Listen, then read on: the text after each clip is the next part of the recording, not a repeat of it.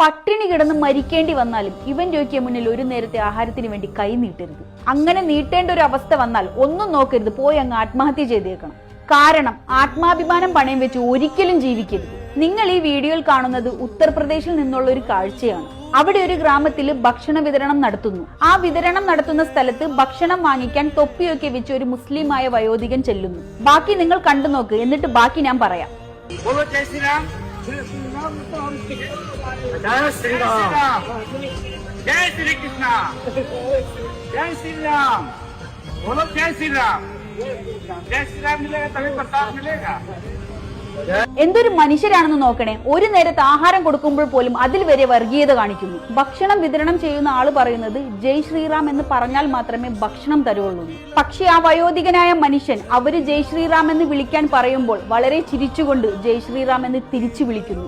ആ മനുഷ്യൻ പേടിച്ചിട്ടോ അല്ലെങ്കിൽ വിശന്നിട്ടോ ആവാം അങ്ങനെ പറയുന്നത്. ശരിക്കും ഇങ്ങനെ മറ്റുള്ള മതത്തിൽപ്പെട്ട ആളുകളെ കൊണ്ട് നിർബന്ധിപ്പിച്ച് ജയ് ശ്രീറാം എന്ന് വിളിപ്പിക്കുന്നത് കൊണ്ട് ഇവർക്ക് വല്ല പ്രത്യേകിച്ച് അനുഗ്രഹം വല്ല ദൈവം കൊടുക്കുന്നുണ്ടോ? കേരളത്തിലെ എന്റെ പ്രിയപ്പെട്ട ഹിന്ദു സഹോദരങ്ങളോടാണ് എനിക്ക് ചോദിക്കാനുള്ളത്.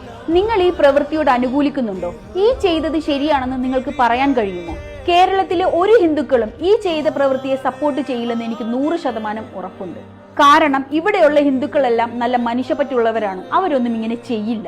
നമ്മളോടൊന്നും ആരും ഇങ്ങനെയൊന്നും കാണിച്ചിട്ടില്ല, കാണിക്കുകയുമില്ല. കാരണം ഞങ്ങൾ ജീവിക്കുന്നത് കേരളത്തിലാണ്. ജയ് ശ്രീറാം എന്ന് വിളിക്കുന്നത് കൊണ്ടോ ജയ് കൃഷ്ണ എന്ന് വിളിക്കുന്നത് കൊണ്ടോ ഇവിടെ ആർക്കും യാതൊരു പ്രശ്നവുമില്ല. പ്രശ്നം വരുന്നത് എപ്പോഴാണെന്നറിയോ? അത് നിർബന്ധിപ്പിച്ച് വിളിപ്പിക്കുമ്പോഴാണ്. നമ്മൾ മലയാളികൾ ജയ് ശ്രീറാം എന്നും അസ്സലാമു അലൈക്കും എന്നും ഈശോ മിശിഹാക്ക് സ്തുതിയായിരിക്കട്ടെ എന്നും ഒക്കെ പറയും.